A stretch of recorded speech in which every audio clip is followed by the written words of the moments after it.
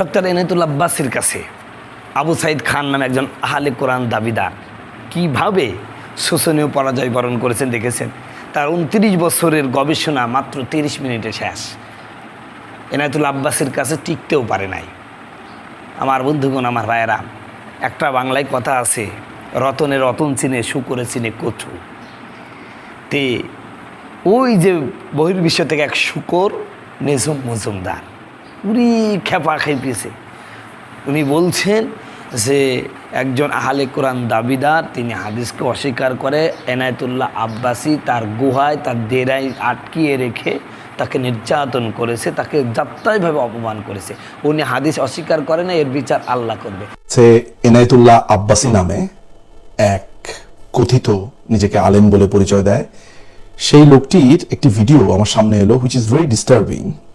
এক ভদ্রলোককে তার ডেরাতে, তার গুহাতে আটকে রেখে মানসিক টর্চার এবং তাকে নানানভাবে নির্যাতন করা হচ্ছে। এনায়েতুল্লাহ আব্বাসীর কি? আরে বেটা, এই দেশে উলামাই কেরাম আছে, কোরআন হাদিসের ব্যাখ্যা কোনটা কি হবে, কোরআন বোঝার জন্য কি কি দরকার, এটা উলামাই কেরাম জানে। উলামাই কেরামই তো কথা বলবে, তুমি উল্টাপাল্টা করবা, এগুলো সঠিক তো উলামাই কেরামই করবে। এই দেশে কোনো ডাক্তার যদি ভুল করে, তো অন্যান্য ভালো অভিজ্ঞ ডাক্তার তারা প্রতিবাদ করবে।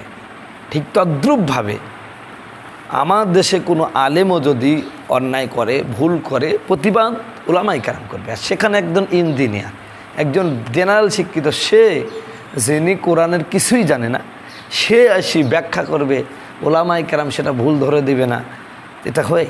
আর সেখানে তো এনায়েতুল্লাহ আব্বাস তাকে জোর করে নিয়ে আসেনি, সে এনায়েতুল্লাহ আব্বাসের সাথে ডিবেটে বসেছে।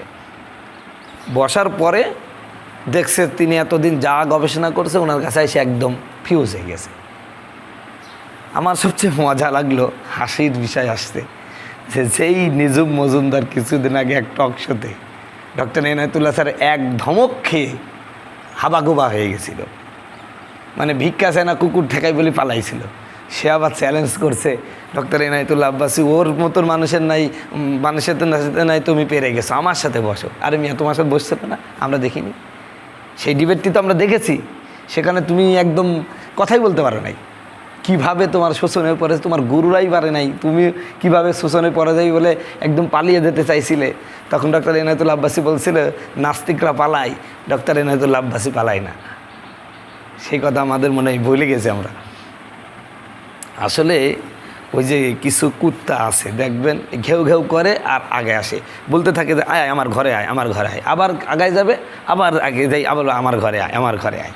তো এই নিঝুম মজুমদার সেই কুত্তার জাত, এগুলো যতই শোষণীয় পরাজয় হয় আবার সেই বাড়ির কাছে যাবে, আই এখানে তো পারলাম না, বাড়িতে আয় আমি দেখে নেব বলি, এমন একটা অবস্থা। নওয়াজবিল্লাহ জালিক। যাই হোক আমার বন্ধুগণ, আমার ভাইরা, এভাবে হক সত্য যখন আসবে, বাতিল এভাবেই পরাভূত হয়ে যাবে। বাতিলকে দেখতে অনেক বড় কিছু হয়, অনেক হাম্বা গুম্বা মনে হবে, একদম হুব্বা জুব্বা ভাব, বিশাল কিছু মনে হবে, কিন্তু দেখা যাচ্ছে জায়গায় যে ফিউজ হয়ে যাবে। শুধুমাত্র আমাদের সঠিকভাবে ঐক্যবদ্ধভাবে আমাদেরকে সকলেই দাঁড়াতে হবে। আমি বর্তমান তরুণ ওলামা ইকরামের প্রতি উদাত্ত আহ্বান জানাচ্ছি যে ডক্টর এনায়েতুল্লাহ আব্বাসী একদিন থাকবে না দুনিয়ায়।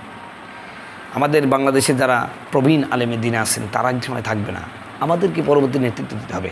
এই জন্য বর্তমান ওলামা ইকরামকে অবশ্যই কোরআন হাদিসের সাথে সাথে আধুনিক যে শিক্ষাগুলো, এগুলো আমাদের অর্জন করতে হবে, বেশি বেশি পড়াশোনা করতে হবে, গবেষণা করতে হবে। তা না হলে এদের এই নাস্তিকদের সাথে টিকা কিন্তু মুশকিল হয়ে যাবে।